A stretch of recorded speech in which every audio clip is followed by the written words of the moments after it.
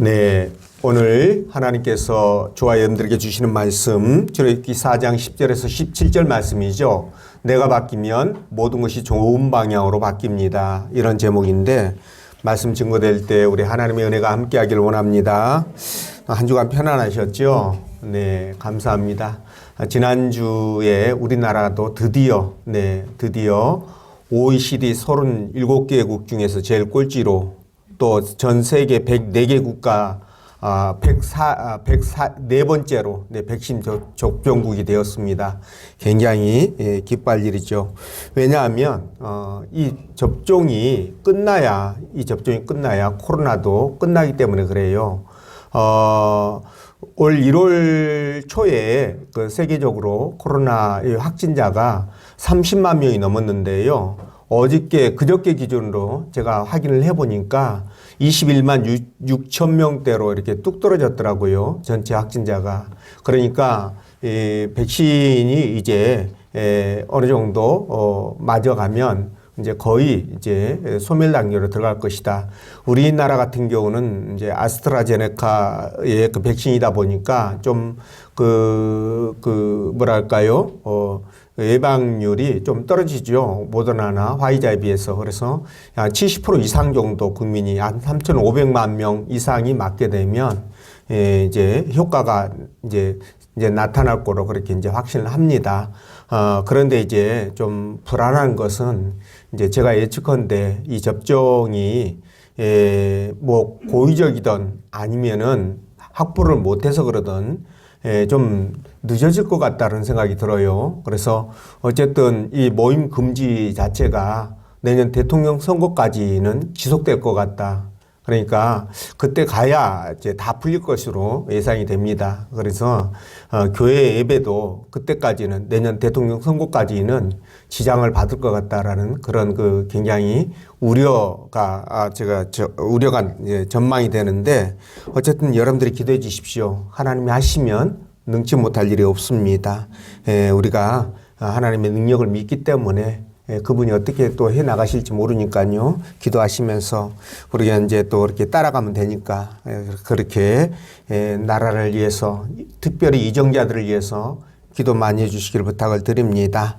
자, 오늘 하나님께서는요 이 본문의 말씀을 통해서 다음과 같은 세 가지로 우리에게 은혜를 주셨는데 첫 번째가 변화를 두려워하지 않을 때 하나님이 사용하신다는 것이고요. 또 내가 바뀌면 하나님께서 또 좋은 동역자를 붙여주신다라는 거죠. 그리고 세 번째는 내가 바뀌면 큰 일을 할 수 있다. 이런 부분들인데 세상은 우리에게 꾸준한 변화를 요구합니다.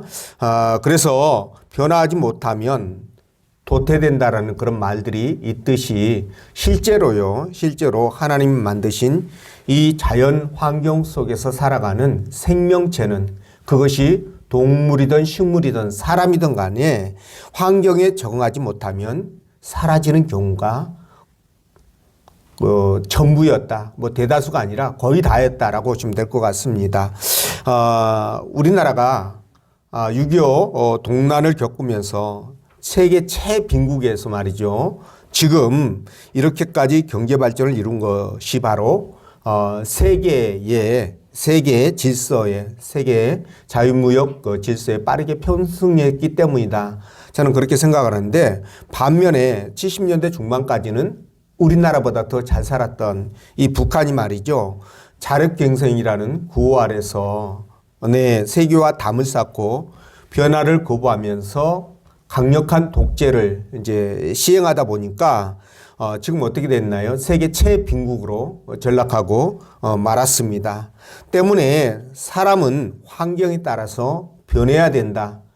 신앙도 마찬가지죠. 신앙도 마찬가지입니다. 여기서 변한다는 것은 내 생각과 아집을 깨고 내 고집과 독선을 깨고 하나님 말씀에 순종하는 사람으로 변하는 것을 뜻하는데요. 그래야 하나님이 사용하시고 그래야 하나님께서 사람도 붙여주시고 복도 주셔서 큰 일을 해 나갈 수 있도록 해 주신다는 거죠. 그래서 우리가 그렇게 신앙적인 그 긍정적인 변화를 이루어서 신앙적으로 긍정적인 변화를 이루어서 하나님 앞에 크게 쓰임 받고 복 받는 저와 여러분 되시기를 부탁을 드립니다. 자, 그러면 본문 말씀을 따라가면서 내가 바뀌면 하나님이 어떻게 인도하시며 또 어떤 좋은 일들이 일어나는지 성령께서 들려주시는 하나님의 음성을 듣도록 하겠습니다. 자, 첫째로 변화를 두려워하지 않을 때 하나님께서 사용하신다는 말씀이죠. 10절 말씀 우리 함께 읽어보겠습니다. 시작.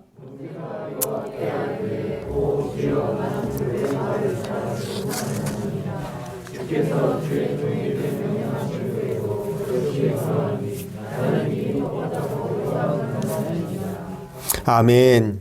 자, 어느 날 양을 치고 있던 모세에게 하나님이 찾아오시죠. 그래서 그를 택하셔서 애굽에서 고통받고 있는 이스라엘 백성들을 이끌어내는 사명자로 큰 일을 맡기게 되죠. 자, 모세가 하나님 말씀을 듣고 백성들이 내 말을 듣지 않을 것이고 여호와의 명령이라고 말해도 믿지 않을 것이다. 이렇게 말하니까 하나님이 어떻게 하시죠? 모세에게 그 지팡이를 던져라. 그러니까 뱀이 되고요.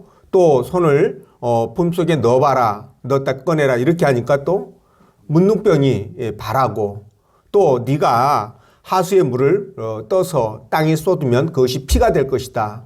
이런 그 기적들을 보여주고 예상을 해주면서 모세에게 말씀에 순종할 것을 요구하죠. 그러자 모세가 그런 것들을 다 보면서도요, 난 그래도 못합니다. 나는 입이 말을 잘 할 줄 못하고 입이 뻣뻣하고 둔해서 말을 할 줄 못하니까 나는 주님께서 맡겨준 사명을 감당할 수 없습니다. 라고 거절하니까 내가 네 형, 말 잘하는 네 형을 알고 있는데 네 형을 너한테 붙여주겠다. 그래도 모세가 못한다고 뻗팅기죠. 그러니까 다른 사람을 보내라고 이렇게 요구하죠.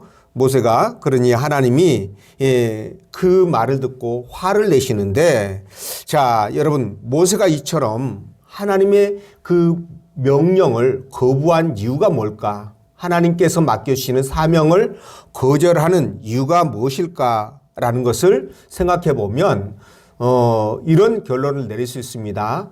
내가 하나님이 맡겨준 사명을 제대로 감당할 수 있을까? 이런 두려움이 있겠죠. 그죠? 그리고 또 지금 살아가고 있는 이 환경을 바꾸지 않으려는 변화에 대한 거부감, 새로운 환경에 대한 두려움, 이런 것들 때문이라고 그렇게 생각하는데, 사실 모세는요, 이스라엘 백성들을 이끌 만한 충분한 능력을 갖고 있는 사람이에요. 여러분도 이미 알다시피 애굽에서 그 40년 동안 왕자로서의 최상의 교육과 훈련을 받은 사람 아니겠습니까? 그런 그가 무엇인들 못하겠습니까? 그러니까 하나님이 명령하면 할 수 있는데도 불구하고 그걸 거부했다라는 것은 변화에 대한 두려움 또는 새로운 일에 대한 두려움 때문이라고 생각하지 않을 수가 없다는 거예요. 그죠? 이게 아니면 설명이 안 됩니다.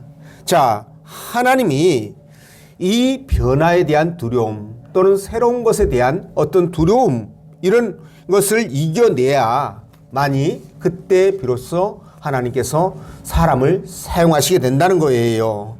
그래서 하나님도 그걸 아시니까 그걸 이겨내라고 이 말씀 저 말씀 또 이런 일 작은 일 이런 일 저런 일 기적들을 보여주면서 이 모세에게 두려움을 떨쳐내도록 그렇게 작업하고 있는 것을 볼 수가 있습니다. 자, 근데 여러분 우리 한번 생각해 보자고요. 우리가 살아가면서 두려움을 느낄 때가 언제입니까? 불안하고 초조할 때가 언젠가 가만히 생각해 보면 두 가지로 우리가 그 답을 얻을 수가 있어요. 첫 번째가 뭐냐면 바로 내가 앞날을 모르기 때문에 그렇습니다. 바로 한치 앞을 모르는 것이 인간이라고 얘기하잖아요. 앞날에 대한 불안감, 두려움 때문에 두려움을 느끼는 거예요. 자, 예를 들자면 새로운 사업을 시작할 때 내가 직장생활을 하다가 그만두고 어떤 일을 해야 되겠다라고 장사를 하거나 사업을 하거나 한다고 결정했을 때 정말 내가 이거를 하면 잘 될까? 말까 이런 것들 말이잖아요. 저 같은 경우는 결혼을 앞두고 얼마나 고민했는지 모릅니다. 결혼하면은 정말 가정을 잘 이끌고 아이들을 키워낼 수 있을까 이런 것에 대한 두려움 때문에 제가 막 체중이 굉장히 많이 빠진 결혼을 앞두고 체중이 10몇 킬로 이상 빠진 적이 있었습니다. 59kg까지 나갔었으니까요. 그때 당시에. 그러니까 그런 것들이 다 두려움 때문에 그렇거든요. 그래서 연초가 되거나 집을 사거나 또 이사를 하거나 승진을 앞두거나 선거를 앞두거나 이럴 때 점집이 불이 난다라는 얘기를 우리가 듣지 않습니까? 그렇죠? 여러분 점집을 찾는 이유가 뭘까요? 그들이 점집을 찾는 것도 바로 미래에 대한 두려움 때문에 그러는 거예요. 근데 사실 점을 보고 나서 두려움이 해소될까? 저는 그렇게 생각하지 않습니다. 왜냐하면 점집에서 아무리 좋은 얘기를 해줘도요, 그것에 대한 믿음이 가요, 안 가요? 그렇죠. 의심이 들 수밖에 없고 또 의심을 한단 말이에요. 그러니까 당연히 불안하고 두려움은 해소되지 않는다는 거예요. 자, 그런데 어쨌든 간에 하나님은요, 점이든 뭐든 우리가 인생을 살아가는 데 있어서 앞을 예측할 수 있도록 전혀 그렇게 해주질 않으셨어요. 우리가 앞을 예측하고 살아가게끔 하나님이 그렇게 우리를 만들지 않았다는 겁니다. 그러니까 여러분들이 앞을 예측하려고 하는 것 그 자체가 잘못된 겁니다. 점을 보는 것도 그렇고요. 예언기도 받는 것도 마찬가지예요. 이게 성경적으로 보면 잘못됐다는 것을 알 수 있는데 여러분 전도서 7장 14절에 뭐라고 말씀하신 줄 아세요? 우리 함께 읽어볼까요? 시작.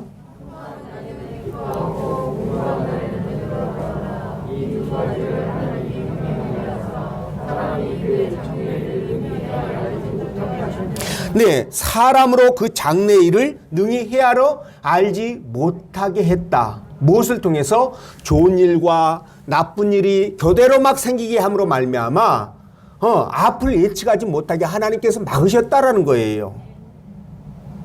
그렇기 때문에 저와 여러분들이 앞일을 알려고 점집을 찾아가거나 예언기도를 받거나 막 머리 싸매고 그런 것들 자체가 뭐가 될까요?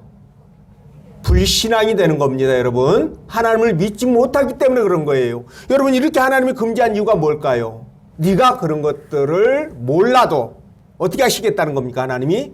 내가 너를 이끌고 나갈 것이다. 선하게 인도할 것이다. 이걸 믿으라는 겁니다. 맡기라는 거예요, 그러니까. 그러면 여러분, 점이 무슨 필요가 있어요? 앞을 알고 모르고가 무슨 필요가 있겠냐는 거예요. 하나님이 선하게 인도해 가시는데. 그러니까 우리가 점을 본다는 그 자체가 불신앙이 되기 때문에 점집에 가서 점을 보면 된다 안 된다? 안 된다. 예언기도를 받아도 된다 안 된다? 안 된다. 이렇게 보시면 돼요. 목사님 성경에 예언 나와 있는데요. 그 예언이요. 무당 당골레 같은 예언을 얘기하는 거 아닙니다, 여러분. 복음적인 얘기예요, 그게요. 그걸 얘기하는 거예요. 그래서 우리가 오해해서는 안 되는데 이런 거 가지고 사람들 현혹해 가지고 그냥 그 못된 사람들이 말이죠. 못된 목적으로 말씀을 사적으로 이용하지 않습니까? 이런 문제들이 생기게 되는 거예요. 그래서 우리는 어떤 일이 있어도 하나님 앞에 절대적으로 맡기라는 거예요. 그걸 하나님께서 말씀하는 것입니다. 그래서 우리가 그거를 맡기면 불안하지 않잖아요. 불안하지 않습니다. 그래서 여러분, 우리가 불안한 이유는 앞일을 모르기 때문이고, 두 번째 불안한 이유는 뭐예요? 하나님 앞에 맡기지 못하기 때문에 불안한 것이다. 이 부분을 말씀드리고 싶은데, 하나님께 모든 것을 맡길 때 우리가 두려움에서 해방되는 거예요. 네, 제가 미리 여러분들에게 맛을 보여드렸지만 하나님이 맡기면 어떻게 될까요? 우리를 푸른 초장과 쉴만한 물가로 인도해 가시겠지요. 자, 그렇기 때문에 우리가 그걸 믿는다면 우리가 자유함을 누리는 겁니다.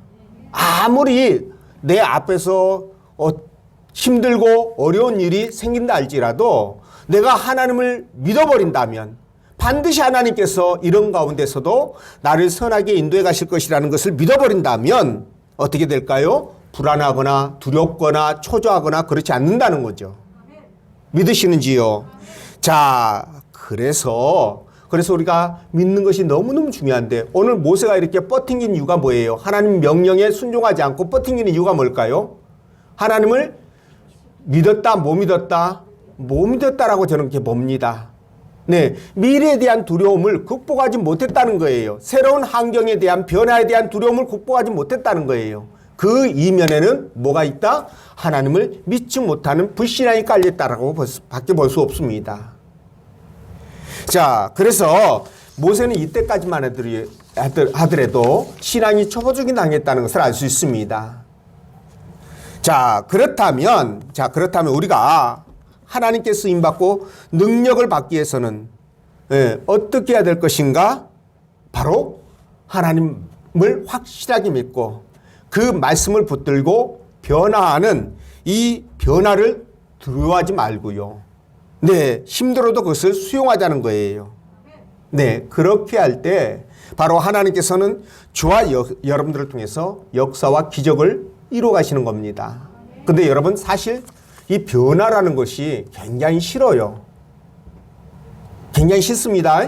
그러니까 사람이 본능적으로 이 변화하거나 지금 환경이 바뀌거나 이런 것들을 거부합니다. 특히나 나이가 먹어갈수록 그 현상들은 더 심화가 돼요. 그래서 노인에 대해서 이제 공부를 하면은요, 무슨 얘기를 하냐면 노인들은 변화하는 것을 싫어하기 때문에 가구 있지 않습니까?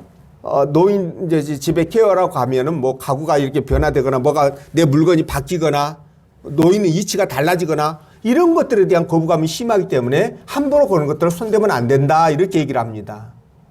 그러니까 변화가 싫은 거예요. 그 이면에 뭐냐면 지금 그대로 있는 것이 좋다, 편안하다. 그러니까 만지지 말라 이거죠, 그렇죠? 변하면은 고통스러움이 따릅니다. 아픔이 따를 수 있어요. 변화를 따라가는 것은 어렵습니다. 결단해야 되고 그걸 또 새로운 것을 또 행해야 되는 과정에서 얼마나 힘들고 어렵겠습니까? 그러니까 그것에 안주하려고 하는데 요즘 코로나를 핑계로 해서 우리가 오전 예배만 드리고 있잖아요. 예, 그런데 처음에는 이게 좀 어색해가지고 저도 이렇게 좀 적응이 안 되더니 여러분도 그랬을 거예요. 근데 시간이 흐르면서 이게 몸에 배더라고요. 아니 이러면 안 되잖아요. 그런데도 불구하고 그 현실 속에 안주하는 저의 모습을 발견하면서 놀라곤 하는데 여러분 그 이유가 바로 우리 몸뚱아리가 흙으로 만들어졌기 때문에 그렇습니다. 소재가 흙이라서 그래요. 그래서 신앙생활을 하면서도요. 조금 편해지려고 좀 편한 모습으로 신앙생활 하려고 아주 발버둥 치죠. 근데 편해지면 거기서 만족을 하고 또 그 상태로 유지를 해야 되는데 그게 이루어지면 그 다음 단계로 더 편해지려고 그래요. 그러니까 쓰면은 앉고 싶고 앉으면 눕고 싶고 누우면 그렇습니다. 자려고 하는. 그러다 보니까 여러분 신앙생활에서 편해지려고 하는 것의 끝은 뭐다? 바로 그렇습니다. 교회를 떠나는 거예요. 교회를 떠나는 겁니다. 그래서 영적인 부분에서 편해지려고 절대 하지 마십시오. 여러분 수요 예배에 나오는 거 힘든 거 알아요. 제가 여러분들에게 새벽 예배까지 얘기한 적 없습니다.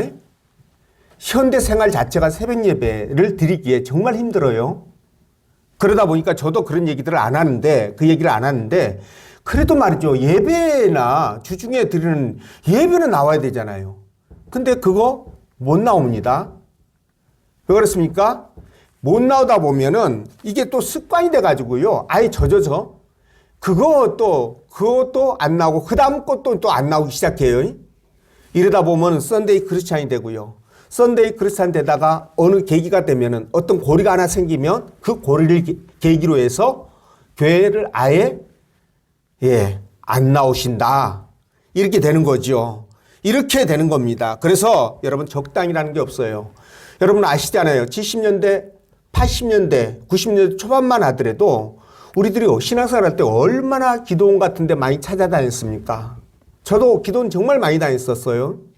근데 요즘 기도원 다니나요? 안 다니죠. 그때는 또 금요 심야 기도를 하더라도 아주 올라이트예요. 꼬박 셉니다. 그리고 5시 새벽 예배 마치고 조금 일찍 하면 4시에 이제 그때는 4시에 새벽 예배 하기도 하는데 끝나고 집에 가면 어떻게 되나요? 잠 못 자요. 또 씻고 옷 갈아입고 그리고 출근해야 되잖아요. 그렇게 했었어요. 그런데 점점 편한 것을 추구하다 보니까 이제 그 심야도 새벽 예배까지 안 하고 뭐 12시까지 한다든가 그러다가 이제 점점 뭐 10시까지로 축소되고 뭐 그러잖아요. 요즘은 새벽 예배도 안 드리는 교회가 참 많다고 그래요. 드리는 사람이 없으니까 안 드린다고 그렇게 얘기를 하더라고요. 그러니까 이런 식이 돼버리면 안 된다는 겁니다. 그래서 이런 것들에 대한 변화, 그러니까 부정적으로 변화된 것은 영적인 부분이 아닌 것으로 세상적인 것으로 변화되는 것은 우리가 말이죠. 경계를 하셔야 돼요. 진짜 경계하셔야 됩니다. 영이 죽으면 다 죽기 때문에 그래요. 근데 우리가 영 죽는 것을 두려워하지 않지 않습니까? 몸이 편하면 망고 땡이다 이런 생각을 갖고 있는 것 같은데 절대 그래서는 안 된다는 거죠. 그래서 신앙생활은 적당히가 통한다 안 통한다? 안 통한다라는 거예요. 그래서 힘들어도 내 몸을 쳐서 영적인 부분에 힘쓰고 애쓰고 말씀을 읽고 또 묵상하고 예배 참석하고 기도하고 이런 생활들이 이루어져야 된다는 것입니다. 그래서 이 부분들을 극복하는 것이 당면의 과제다. 우리가 신앙을 끝까지 유지하고 하나님 앞에 갈 때까지 그 마음을 가지고 가기 위해서는 이런 것들에 대한 대책이 필요하다. 이런 생각을 해봅니다. 자, 그래서 변화를 두려워하면 절대 안 된다고 그렇게 얘기를 했는데 영국 교회 지도자였던 트루나이젠이라는 목사님 계시는데요. 이분이 기도할 때 하나님 나를 통해서 세상을 변화시켜 주시옵소서라고 그렇게 기도를 했답니다. 근데 이런 기도를 뭐 수십 년을 했는데도요. 응답이 없어서 나중에 기도하는 과정에 깨닫고 뭐라고 기도를 바꾸냐면 하나님 나를 바꾸어 주시옵소서 이렇게 기도했대잖아요. 그러니까 뭘까요? 그만큼 나를 바꾸는 게 어렵지만 그러나 나를 바꿀 때 하나님은 나를 통해서 역사를 이루어 나가신다는 겁니다. 믿으시는지요? 그래서 우리가 말씀대로 변화되고 바꾸어지는 것이 쉬운 일은 아니지만 그래도 우리가 진짜 두려움을 극복하고요. 변화에 대한 두려움을 극복하고 온전하게 하나님의 사역을 감당하기 위해서 또 신앙생활을 해나가기 위해서는 변화를 두려워하지 않고 수용해야 되겠다. 그런 여러분 되시길 바라고요. 두 번째, 내가 바뀌면 하나님께서 동역자를 붙여주신다고 그랬죠. 자, 14절, 15절 말씀 읽어봅니다. 시작.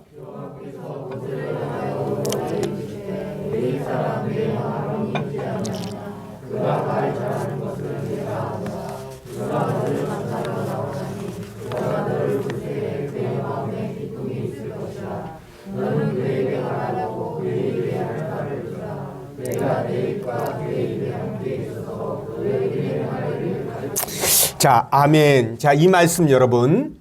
지금 하나님께서 이제 모세가 하도 거절하니까 지금 뭐라고 얘기합니까? 너에게 내가 말 잘하는 네 형을 붙여주겠다. 이렇게 지금 말씀하신 내용이잖아요. 자, 이 내용인데, 이걸 볼 때 저는 이런 생각을 했어요. 야, 하나님께서 한번 결정하시면 포기를 안 하시는구나. 그죠? 지금 모세가 5번이나 못한다고 거절하고 모세 배짱도 지금 대단해요. 저와 여러분 같으면 한 번에 아유 하나님 뭐라고 그러면 아이고 하나님 그러십시오 라고 할 것 같잖아요. 그렇죠? 근데 모세는 무려 5번이나 거절을 합니다. 그런데 하나님도 뭐 모세보다 더합니다. 더해. 악착같이 그냥 모세 결정을 번복시키잖아요. 형을 붙여주겠다고 이렇게 하시는데 여러분, 저와 여러분들이 예수 믿고 진짜 교회 공동체, 희락교회의 공동체 일원이 됐다고 한다면 하나님께서 선택하신 거겠죠. 자, 그렇다면 하나님이 저와 여러분들을 향한 어떤 목적이 있을 때 그걸 포기할까요? 안 할까요?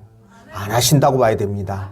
오늘 말씀을 볼 때 그렇습니다. 자, 그렇다면 하나님이 저와 여러분을 통해서 말씀을 통하여 또는 감동을 통해서 하나님이 말씀하시는 경우가 있잖아요. 네. 그러면 그때 우리가 어떻게 반응해야 될까요? 그걸 거절하거나 거부하거나 그러면 될까요? 안 될까요? 안 되죠. 왜? 하나님은 포기하지 않기 때문에. 그러니까 결국은 저와 여러분들이 손해보는 거예요. 그래서 하나님이 말씀하실 때 즉각적으로 순종하는 것이 좋다. 못한다, 안 한다, 자신 없다. 이렇게 해도 하나님은 그것에 대해서 전문가를 붙이는 아니더라도 결국은 어떻게 한다? 네, 이루어 가시기 때문에 우리가 순종해야 된다. 이것을 다시 한번 생각하게 됩니다.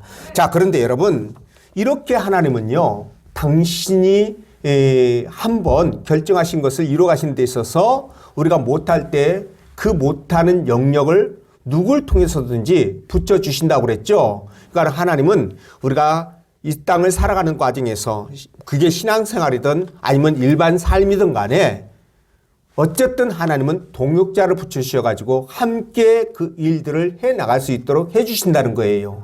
이를테면 이런 겁니다. 여러분, 내가 사업을 해야 되는데 진짜 돈이 부족하거나 어떤 거기에 대한 전문 기술을 갖고 있는 사람이 없거나 그럴 때 누굴 붙여주실까요? 동역자를 붙여주시겠죠. 또 학교 가면 내 동급생들 있지 않습니까? 또 그중에서도 친한 친구들 만나게 되잖아요. 뭐 또 룸메이트 같은 경우도 있고, 그렇죠? 또 내가 인생을 살아가는 데 있어서 결혼하게 되면 배우자도 붙여주시는 경우가 있잖아요. 이것도 동역자입니다.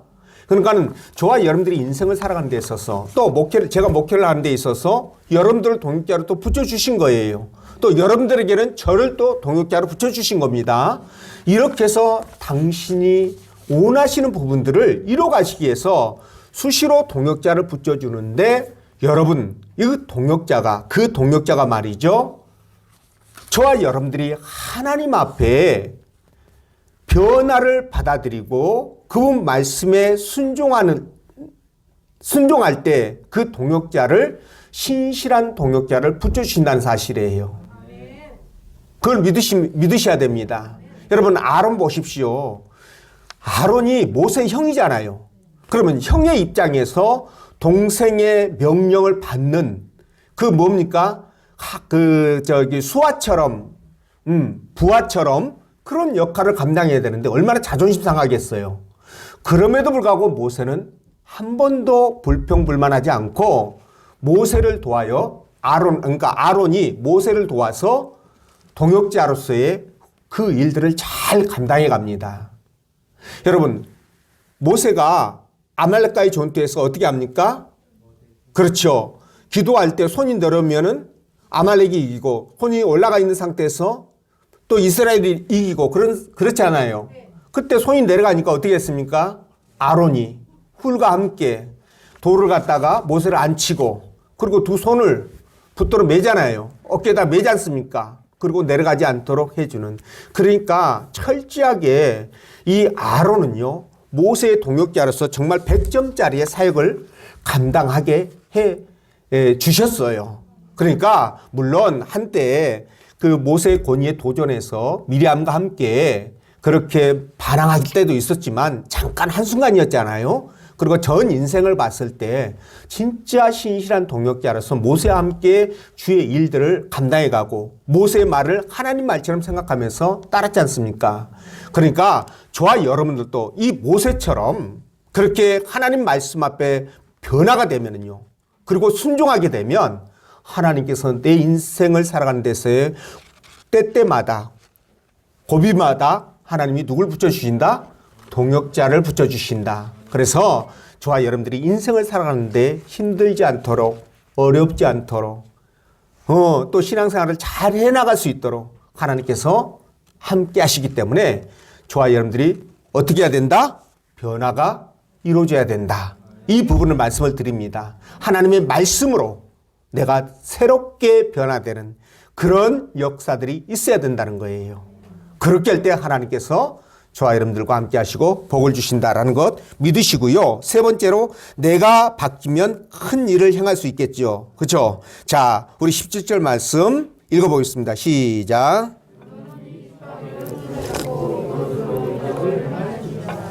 아멘. 자, 모세가 하나님 말씀을 거부하자 하나님께서 그를 해유하잖아요.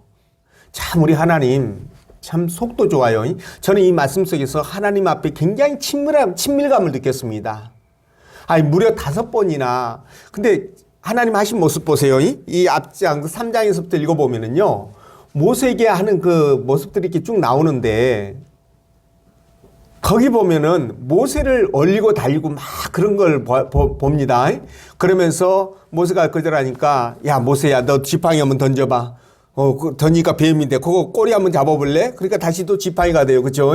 손 넣어봐. 그러니까 넣으니까 넣었다 빼니까 문둥병이 되고, 다시 넣었다 빼봐. 그러니까 또 깨끗하게 낫고. 그리고 또 뭐예요? 네가 있잖아, 애국 가가지고 하수에 물을 떠다가 땅이 부으면 그게 피가 될 거야. 그러면서 이 잘 자란 막 기적 같은 거, 이적 같은 것도 보여주잖아요. 그러면서 그게 모세를 설득하는 거예요. 그러니까 내 말을 듣고 순종해라 이 말입니다. 근데도 불구하고 모세가 아유 나는 하나님 입이 뻣뻣한데요. 나 말할 줄 모르는데요. 아유 그러지 말어. 네 형 내가 붙여줄게. 말 잘하는 형 붙여줄게. 아유 그래도 못하겠는데 다른 사람 보내세요. 이 자식이 그때 화를 내죠. 그렇죠?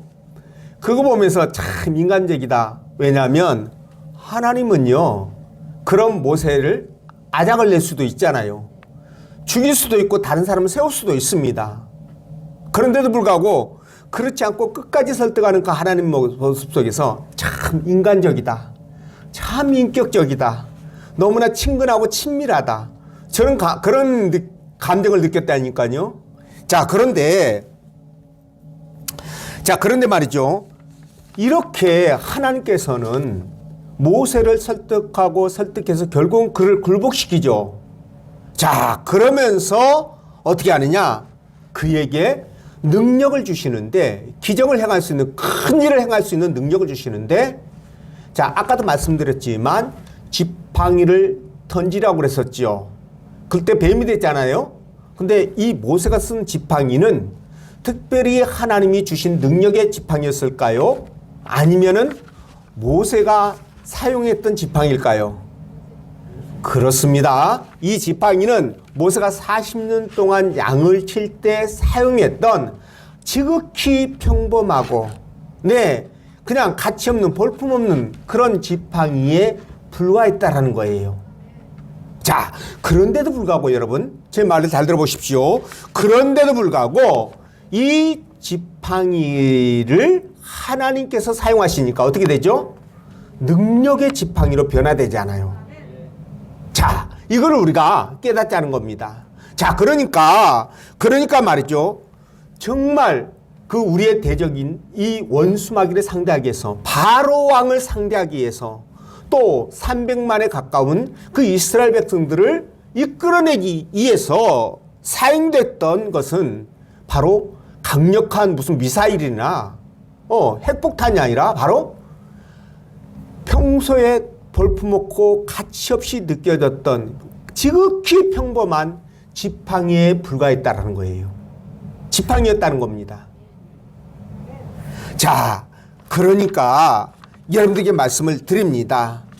이 지팡이, 너무나도 평범하고 익숙한 것들, 이 지팡이가 하나님 앞에 붙들리게 되자 능력의 지팡이가 됐다고 한다면, 저와 여러분들도 평소에 가지고 있는 그 볼품없는 것들 있잖아요.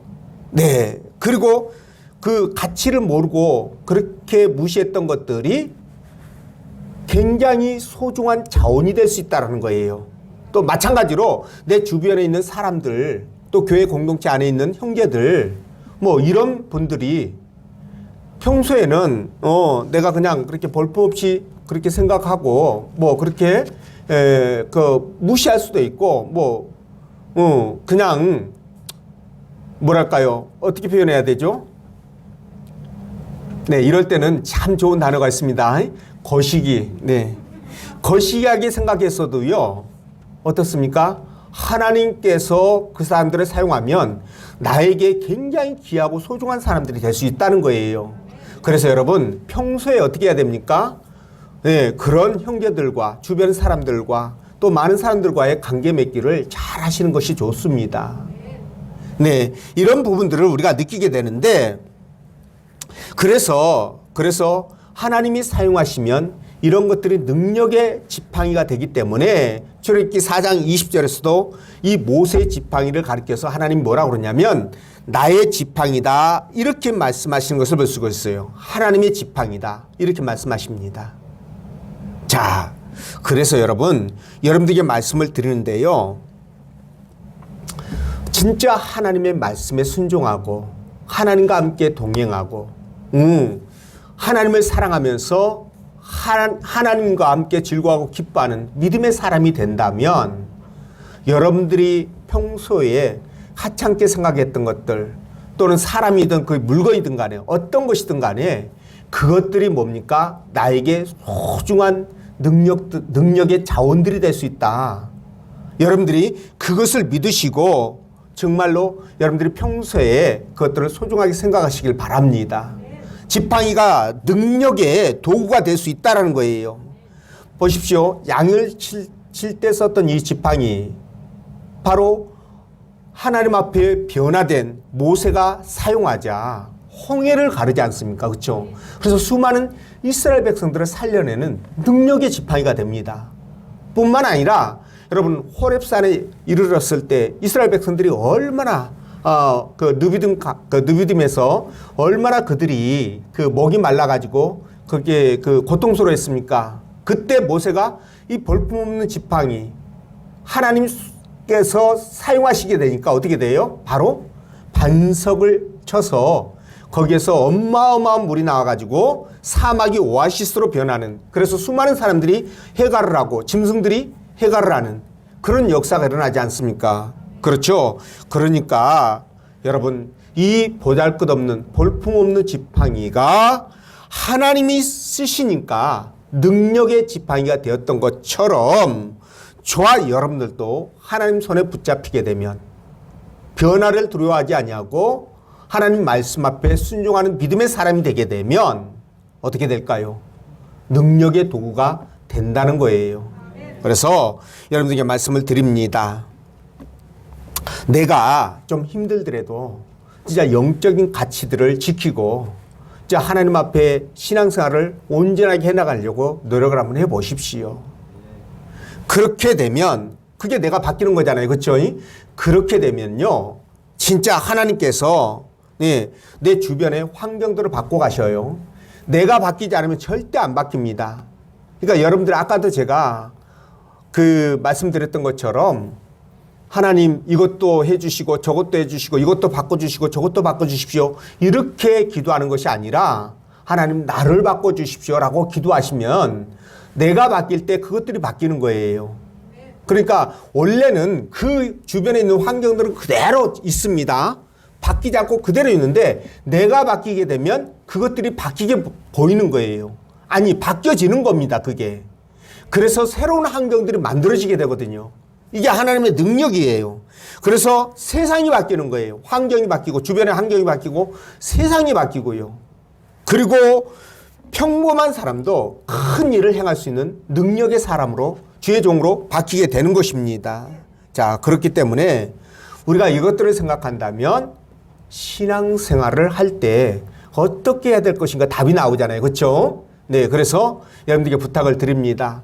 내가 처해 있는 환경이나 어떤 조건들이 힘들고 어려워도요. 여러분들이 한번 하나님 앞에 믿음을 갖고 한번 나를 바꿔 가시려고 한번 노력을 해 보십시오.